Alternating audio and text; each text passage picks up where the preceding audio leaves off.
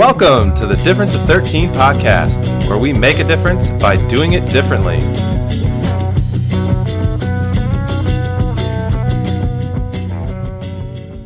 Welcome to week 3. This is our third one, Terry. I know, it's amazing.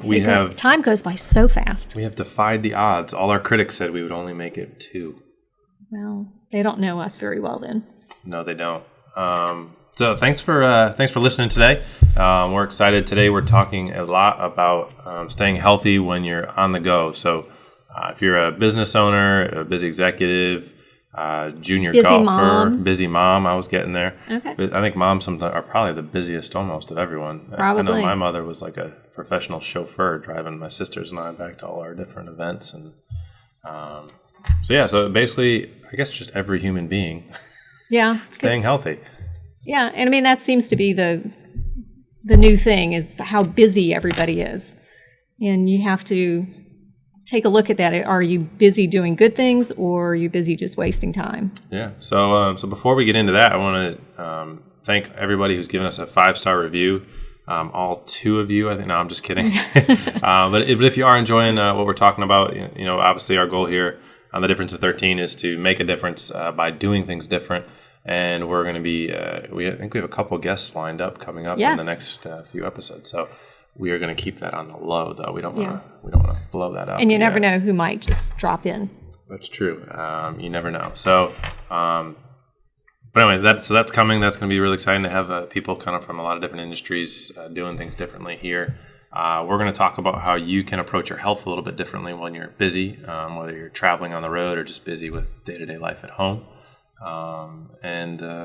I think, Sissy told us we need to introduce ourselves. So we keep forgetting that far in already. Well, I'm Chris, and this is Terry, and we are so excited to have you here with us. I'm just going to say this because I know it annoys Terry on this journey. Yes, our journey together.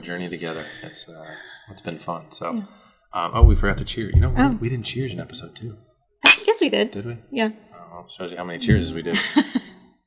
This helps make it more entertaining for you. Performance anxiety, yes, we're staying healthy with that. So, I think one of the biggest misconceptions that we've seen, right, is like people say, "Oh, you own your own business. That's amazing. That must be so awesome." You brought a tiara. I did bring my tiara. I guess you know why? Because this just came to me. You look glamorous, and owning a business is not always glamorous. No, it is not. Can we coin a new phrase? Call it glam, maybe? Glam. Glam? Yeah. All right. So we'll have to figure out when we'll use that with a fun sound or something. But yeah, I think, owning your own business, I think being, an executive level, even I hear a lot, like people say to my wife or other moms, like, "Oh, you're a stay-at-home mom. That must be so awesome. You have so much free time." Like, I swear that is one of the hardest jobs in the world. I tell this to my wife, and I'm now saying it to the world. She has the absolute hardest job. And I mean, no, she's not totally a stay-at-home. I mean, she also works. She does. She teaches very early in the morning. She does. She teaches kids English in China via virtual. So if you are a stay-at-home mom, that is, I'll give a plug for my wife and her company. Let us know, and I'll connect you with Lauren, and she can connect you with them. She actually makes more teaching kids in China than she did as a public school teacher here in North Carolina. That's truly amazing. So that's another topic. Yeah, she's doing it differently. She is doing it differently. We'll get Lauren on here. We do need to get her on here. That actually is a great idea. That would be highly entertaining for everyone. That would be bad for me to have my wife, but we'll do it. We're going to bring her on. Yes.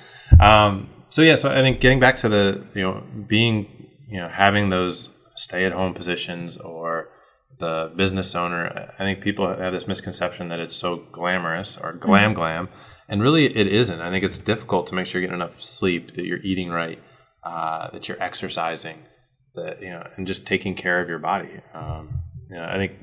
And did you stay home with the boys when they were younger? I always had some sort of side gig going, but I was primarily stay-at-home, and I had so much, quote, free time that, didn't get to shower many days in that excessive alleged free time. It smells like you showered today, so I appreciate that. Well, they're older now, so there's more time. So what are some things that you did, raising 2 young boys to kind of take care of yourself? I didn't do a good job of it. It was very much all about the kids and maintaining the household. Their father traveled a lot, still does. So I was on my own quite a bit, trying to get them where they needed to be and taking care of the house and sort of running things. So I didn't eat well, and I didn't exercise pretty much at all, unless you count chasing the kids. And it showed. It took a toll on me. What sort of, I guess if you want to call it side effects, or what did you notice, when that was happening? I was exhausted and not happy. It was, I liked being at home with my kids and everything, but I didn't feel good about myself because I didn't look good, didn't feel good. Yeah, I think I've heard, Lauren's talked about that too, my wife, and when she's been on, she got on a little bit more of a regular exercise routine, and we have a rowing machine at home, and that's been kind of a little, silo for her to go to and kind of get some me time. And, you can just see it like in her, like her posture. She's just much more, I don't know if empowered's the word, but she's much more herself. She's much happier. She's a better mom. I know personally, if, I come and work out early in the morning before work, and if I don't do that, I don't know if you guys notice a difference, but I feel terrible as a person. He gets a little cranky. So I think it's important that you schedule that in almost more so than your important meetings or the soccer games that you got to get to. I think it's just so important that you schedule that time for yourself. And that could be, it doesn't need to be exercise. It could be meditation. I know you're big on that. Yeah, no, not at all. I actually do believe in the mindfulness. I think there's a lot of value in that. I'm still working on convincing you that, but maybe one day. If you keep wearing that tiara, maybe. I know. I kind of like the tiara. It should be a staple for every episode, maybe. But I think whether it's mindfulness, whether it's just some rolling and soft tissue work, whether it's actually going for a run or lifting weights, I think finding that health outlet for yourself is just so important, and making time for it. And whether that's early in the morning before the day gets going, or after the kids go to bed, if you have kids, or after work, I think you need to schedule that time in. Well, lately I've done a better job of understanding that sleep is really important. It's the ultimate free performance enhancing drug. Right? And I've never slept a lot, but I've learned in the last couple of years learning to respect the need for rest. I always thought resting was wasting time. I shouldn't be laying in bed. I have things to do. I need to stay busy and get all those busy things done. But it's taken me many years, but I've learned that if I take some time out and get adequate rest, then I have more energy to do all those busy things that I need to do. So actually resting is not a waste of time. I would wholeheartedly agree. I think we both saw the effects of that after my surgery, and I tried to come back to work 4 weeks after open heart surgery, and it for more details on that, you can go back to episode 2. I don't need to tell that whole story again. But I think it really it's a shock to the system of how much an event like that, at least for me, was like, oh my God, like I do need to rest. I need to let my body recover, and if I don't, I'm not going to be able to do what I need to do.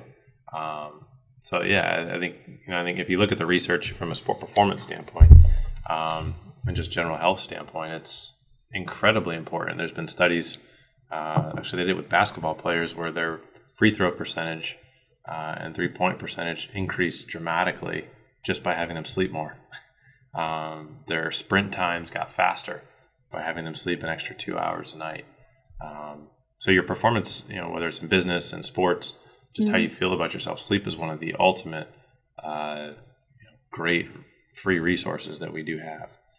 There's a great book, I think it's Sean Stevenson, I think is his name, put out about sleep. We'll make sure we put a link in the bio notes and the notes below the episode today. Great book on sleep and the value of it, and just kind of puts it in truly consumable form for anybody out there. So what else, when you think about nutrition, or not nutrition, but we'll get there. Sorry. Ooh, I blew it. Jumped ahead. So much for that lead in. I was doing good the first 2 episodes. Yeah. But when you think about other like healthy things that you struggle with when you're really busy, whether it's you're traveling or just in your life, what's another topic that or area that you think you kind of suffers? Nutrition is definitely one of those. Oh, shocking! Look at that! I did the segue this time. To finding the time to shop for healthy foods, good foods, prepare the healthy, good foods, because it's a lot easier to drive through fast food place and pick up Cook something out, give me a shake, and eat on the run. Oh, but they're so good. I know those are your favorites. I do love them. Imagine if they came out with like a healthy shake. Yeah, it probably wouldn't be as good though, then, huh? Yeah, no, they wouldn't. Yeah, if they put health on it, you wouldn't eat it. Probably not. No. Terry's our nutrition consultant. But finding the time to make good meals and be prepared for, sometimes I leave the house in the morning and I don't get back home until after dinner. Well, there's snacks and lunch and dinner that need to be taken care of while I'm away from home. And if I'm not prepared, then I eat garbage. And that's not good. Yeah, I think that's one of the keys when we talk about nutrition on the road or when you're busy is preparing it, planning out. Lauren will often, before she goes to the store, she plans out what the meals are going to be through the week. When I get up early in the morning, the big thing for me, and I'm sure we'll do an episode on this. This will be particularly entertaining for our YouTube viewers. Yes. Looking at the food that I eat on a day-to-day basis. It's not very exciting, but it's planned and it's broken down based on what nutrition-wise is I need for what my goals are at that point. But planning. I think we hear it a lot with our junior golfers when they go on the road and they're just eating fast food and like just basically eating crap. And it's because their parents and them aren't planning the nutrition part. They aren't putting value in that, and that's going to affect their performance.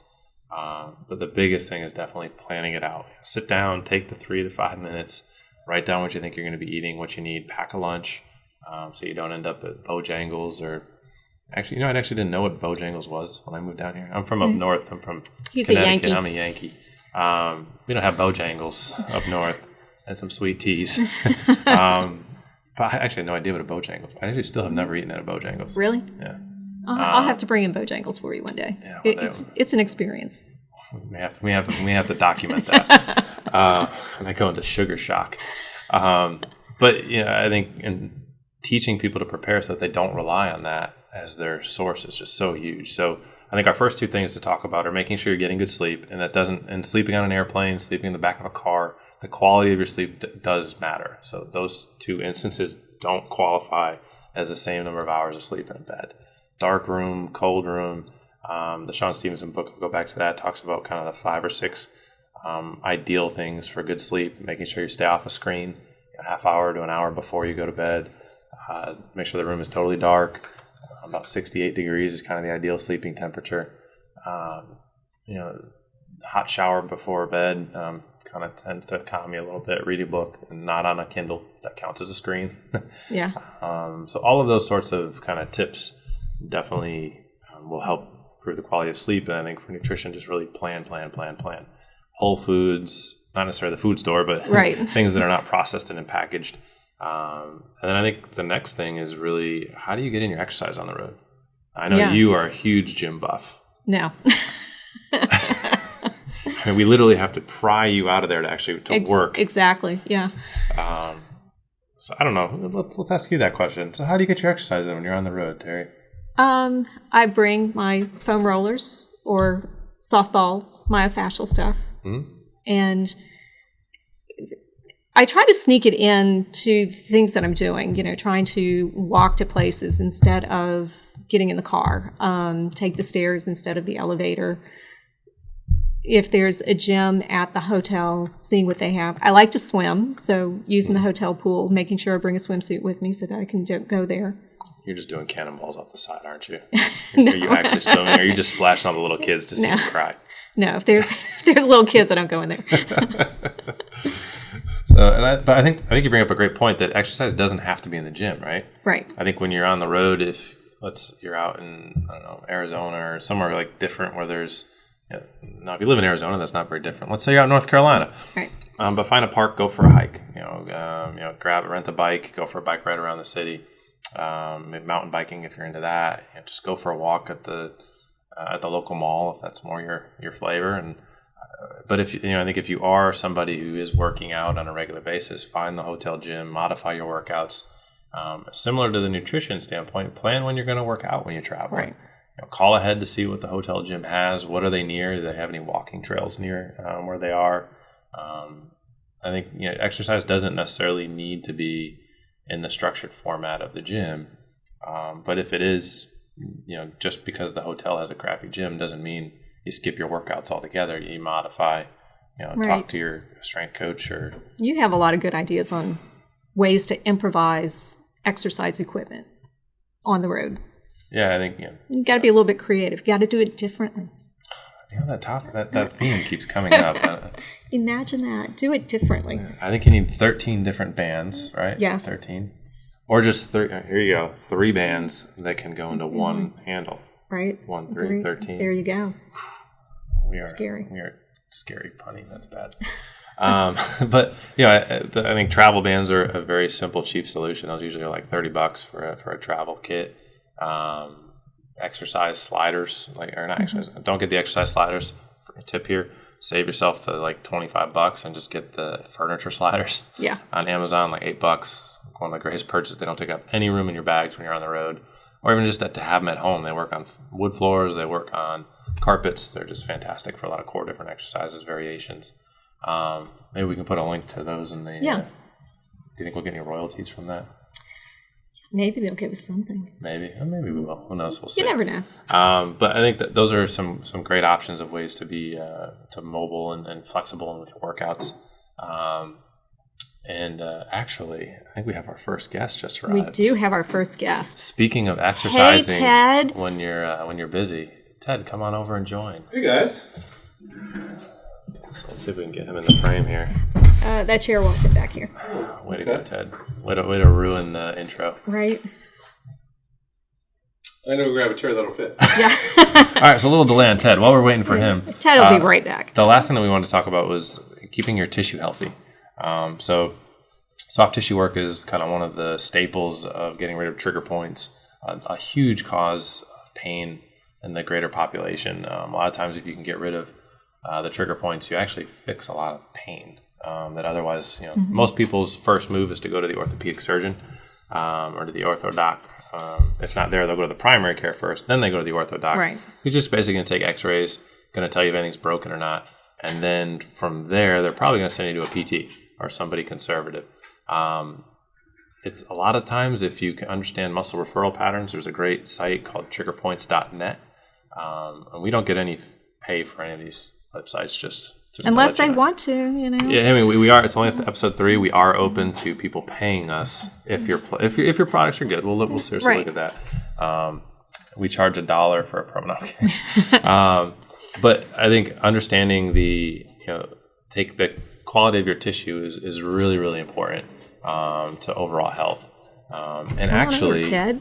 Look at this. Our in-house PT has arrived. Hello, all. This is Ted. He we didn't pour him a drink. Oh, We're not very good hosts. Poor to say the least. I'd offer you mine, but there's not much left. Yeah. So, what are you drinking? a little bit of cognac. Cognac. That's what Terry had in the cupboard. So right. We're just doing what we need to do. So we'll the bottle's somewhere around here if you just want to go for it. But just chug it. Just chug it, yeah. It's the end of the workday for him. Yeah. But we were just talking about the importance of tissue health. And do you have any ideas of ways that you can kind of take care of trigger points or just keeping the tissue healthy when someone's real busy traveling or just stay-at-home mom and kids are running all over the place? Some simple tips, maybe tools that they could use, anything like that? Just stuff that you have around the house probably. It can work just as well as all the fancy tools that you buy online. A simple tennis ball, a rolling pin sometimes if you have that. Talked about kitchen moms. Sometimes I've had people use a rolling pin down their quad. That can really help get some of the trigger points out.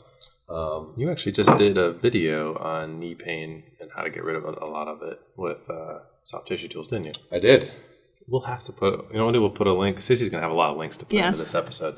She needs stuff to do. Yeah. We'll put a link in the episode but that's actually some good examples of, you get to see Ted, the magical Ted in action. Some call it a wizard, actually. Yes. Wizard, yes. That was actually a basketball court thing. A wizard They called hat. me the wizard. Yeah. Okay. We'd get you a wizard hat, and then nobody would know I'm that, good with that. that it's just shiny. Up top. Good. I can bring my daughter's Harry Potter wand and it's Does do that the whole hair thing. Yeah. Dude, episode 4. Here we go.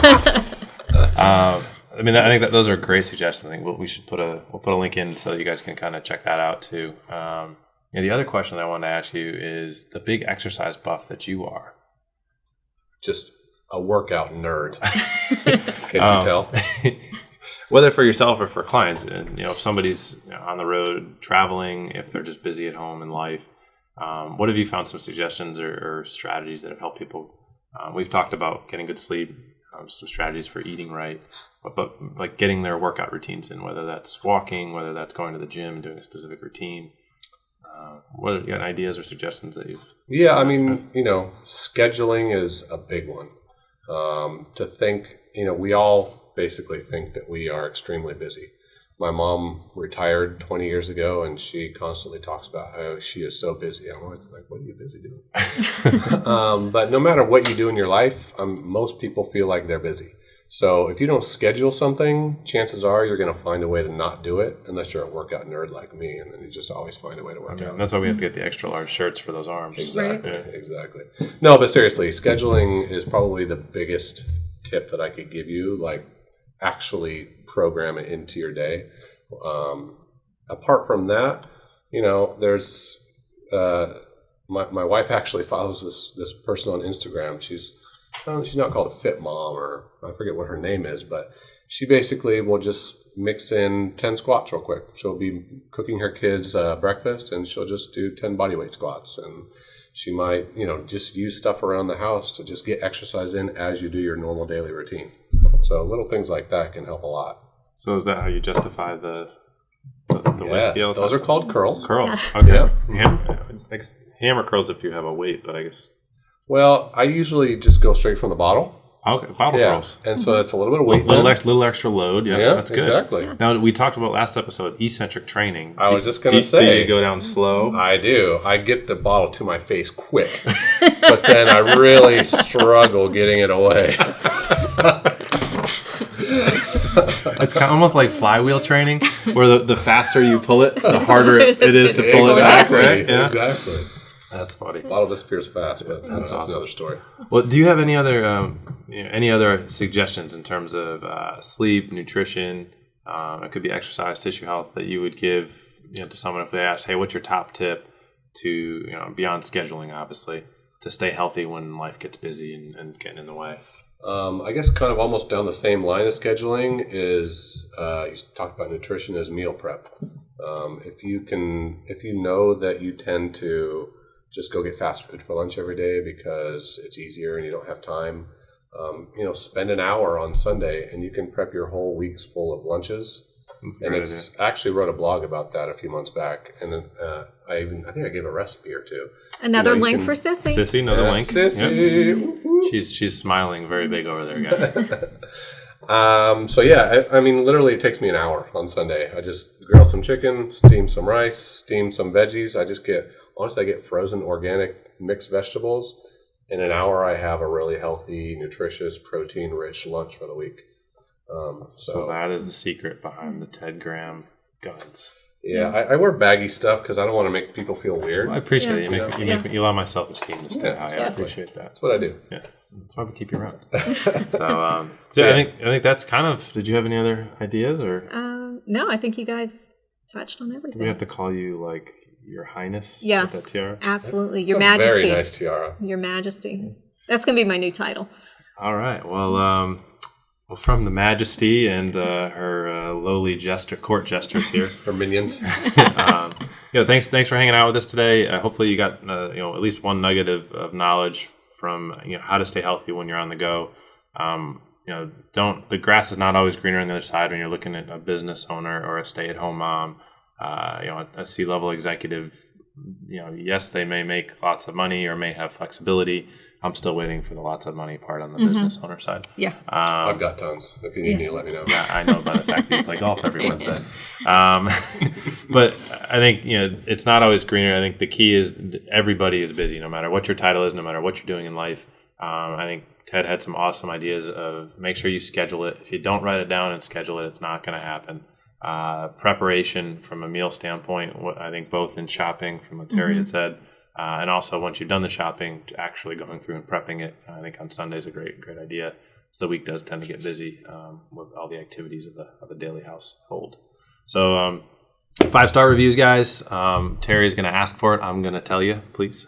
Yes. And share this with anybody out there. We are looking for more and more guests, so anybody that you know or if you yourself are doing things differently in order to make a difference, it doesn't have to be health and fitness. We want this to be about really supporting people who are challenging the status quo in any industry, way, shape, or form. We'd love to have them on. We also would love ideas for different things for Terry to wear on her head other than tiaras. We are going to. But I do like tiaras. We are going to work on a wizard hat for Ted for his on his next appearance. And hopefully you guys have a great week. Enjoy doing what you're doing and try to do something different this week and make a difference for somebody out there. And we'll see you next week. Bye. Bye-bye.